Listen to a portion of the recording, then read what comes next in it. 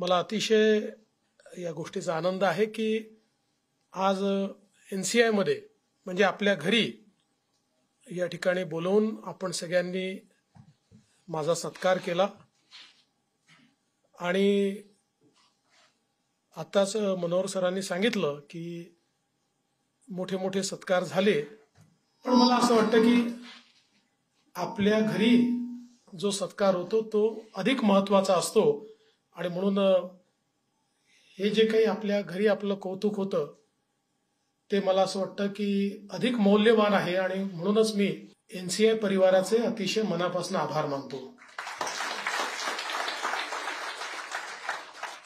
एक गोष्ट चांगली झाली की मनोहर सरांचं जे भाषण आहे ते या ठिकाणी पूर्णपणे ध्वनिमुद्रित झालेलं आहे,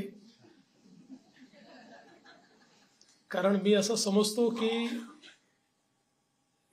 मी अनेक चांगली भाषणं ऐकली, पण कमी शब्दात कमी वेळात इतकं सारगर्भित बोलायचं हे एका ज्येष्ठ विधिज्ञालाच शक्य होऊ शकतं। आजपर्यंत तुम्ही जजकडे पाहून बोलत होतात आणि जज तुम्हाला सांगत होते की तुमच्या बाजूने ऑर्डर झाली आहे। आज हे सगळे लोक सांगतायत की तुमच्याच बाजूने ऑर्डर आहे, तुम्ही आम्हाला जिंकलाय। निश्चितपणे मला देखील या गोष्टीचा अतिशय आनंद आहे की ज्या प्रकारे आपलं एनसीआय हे सातत्याने प्रगती करते आहे आणि मला अनेक लोक भेटतात आणि ज्यावेळेस फीडबॅक देतात त्यावेळेस मला खूप अभिमान वाटतो। सुरुवातीच्या काळात लोक भेटायचे तर पहिल्यांदा असं म्हणायचे की खूप चांगलं इन्फ्रास्ट्रक्चर आहे, ते ऐकून आनंद व्हायचा, पण मी मनातल्या मनात म्हणायचो की इन्फ्रास्ट्रक्चर करता आपण तयार केलेलं नाहीये। लोकांकडून असा फीडबॅक आला पाहिजे की इथे खूप चांगली ट्रीटमेंट मिळते। अलीकडच्या काळामध्ये जेव्हा लोक भेटतात त्यावेळेस इन्फ्रास्ट्रक्चरची तर तारीफ करतात, पण त्याहीपेक्षा एनसीआय मध्ये गेल्यानंतर आम्हाला किती चांगली ट्रीटमेंट मिळाली, आमच्या घरचे लोक कसे चांगले झाले, त्यांना कशा प्रकारे चांगली वागणूक मिळाली, अशा प्रकारचा फीडबॅक ज्यावेळेस मिळतो त्यावेळेस मला अतिशय आनंद वाटतो की ज्या हेतूने आपण ही संस्था उभी केली, आपल्या सगळ्यांना कल्पना आहे की याच्या पाठीमागचा भाव हा सेवेचा भाव आहे। आपल्या सगळ्यांना एक सेवा करायची आहे, ज्या विचाराने प्रेरित होऊन या सेवा कार्यामध्ये आपण सगळे लोक आलो, तो विचार आपल्याला हे सांगतो की अशा प्रकारच्या संस्था या लोकांच्या सेवेकरता असतात आणि म्हणून या सेवा कार्यामध्ये याच्या पाठीमागचा मोटिव्ह हा कुठेही कुठला नफा मिळवणं, प्रॉफिट मिळवणं, काहीतरी मोठं उभं करणं असा नसून सामान्यातल्या सामान्य माणसाला त्या ठिकाणी सेवा मिळाली पाहिजे, त्याला उचित अशा प्रकारची चिकित्सा मिळाली पाहिजे, त्याला एक आधार मिळाला पाहिजे, अशा प्रकारची जी भावना आहे आज त्या भावनेला बळ देण्याचं काम हे एनसीआयच्या माध्यमातून होत आहे।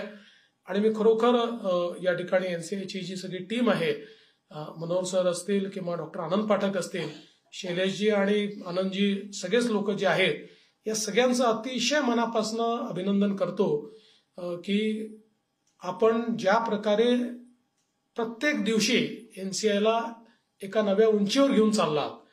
आणि सगळ्यात महत्वाची गोष्ट अशी आहे की या कोणाचाही स्वतःचा काही स्वार्थ नाही आहे। हे सगळी मंडळी आपापल्या परीनं जे काही आपापल्या जीवनामध्ये यशस्वीपणे काम करतायत, पण एका सेवा भावनेतनं याला पुढे नेण्याचं जे कार्य तुमच्या माध्यमातून चाललंय हे खरोखर अतिशय चांगलं आहे आणि मला असं वाटतं की इतर सुरुवात आहे, आपल्याला अजून खूप पुढे जायचं आहे। आपल्या सगळ्यांची जे स्वप्न आहे ते एनसीआयला देशातली एक प्रीमियम इन्स्टिट्यूट म्हणून, देशामध्ये जसं टाटाचं नाव घेतलं जातं तसं एनसीआयचं नाव घेतलं गेलं पाहिजे, अशा प्रकारची आपली सगळ्यांची भावना आहे।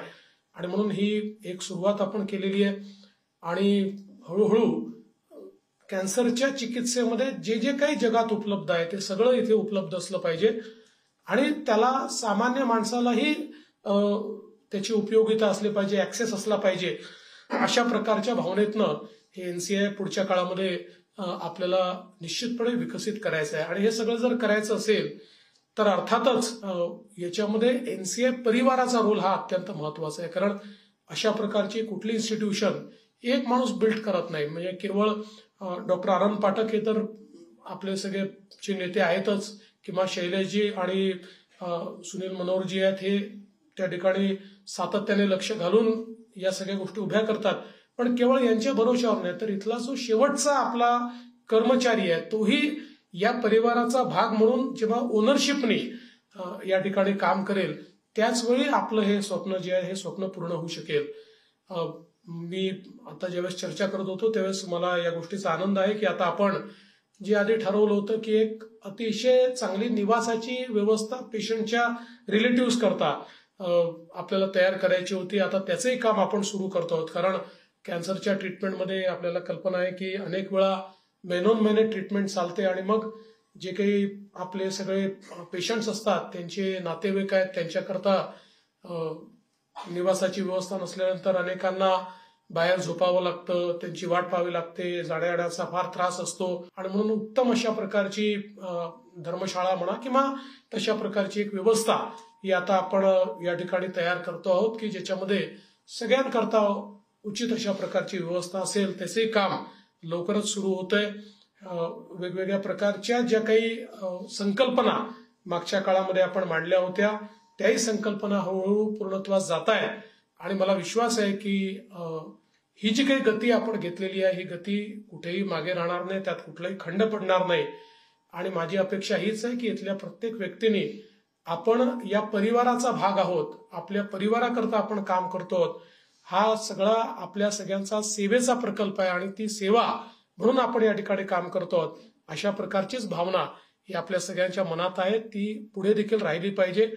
एनसीआयच्या वाटचालीमध्ये जो काही खारीचा वाटा मलाही उचलता येईल तो सातत्याने आपल्या पाठीशी उभं राहून तो उचलण्याचा प्रयत्न किंवा त्याच्यामध्ये जी काही एक प्रकारे मदत करता येईल ती करण्याचा माझा नेहमीच प्रयत्न राहील.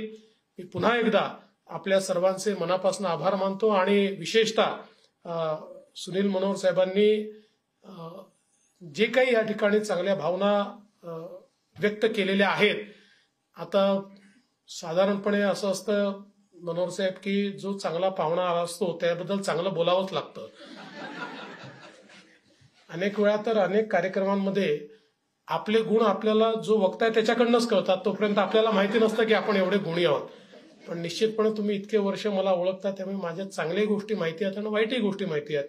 तुम्ही वाईट गोष्टी बोलायचं टाळलं आणि ज्या काही चांगल्या गोष्टी आहेत त्या बोलला, त्याबद्दल तुमचे मी मनापासून आभार मानतो. आणि तुम्ही जे जे चांगलं बोललात तसा होण्याचा प्रयत्न आणि तसंच जगण्याचा प्रयत्न हा निश्चितपणे मी भविष्यात करीन, हा विश्वास या ठिकाणी आपल्या सर्वांना देतो. आणि एनसीआयने मला निमंत्रित केलं आणि आपल्या घरी माझा सत्कार केला त्याबद्दल आपल्या सर्वांचे आभार मानून माझे 2 शब्द संपवतो. धन्यवाद. जय हिंद.